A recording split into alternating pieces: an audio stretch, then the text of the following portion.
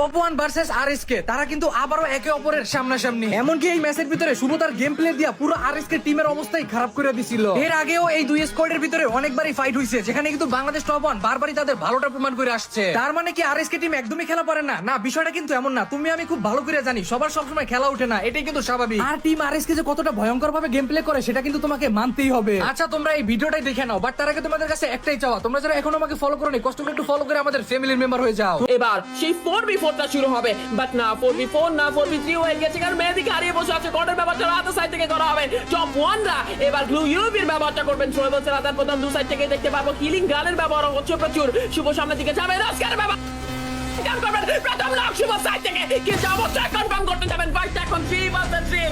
শুভ difference select করে দিয়েছেন, আর একটা লক আসবে। Shubho one more, come on Shubho, you can do it. ক্লাসটা হতেই পারে। শুভ আরেকটা শট, বাবা কুটুস এখনো খেলা বাকি আছে। The best allrounder, he is alive. Just টিমমেটকে বাঁচিয়ে দিয়েছেন। ডেভিড আরেকটা লক। প্রান্ত কি পারবেন? প্রান্ত পারে। রেজেন এন্ড টপ ওয়ান বিটা বুয়া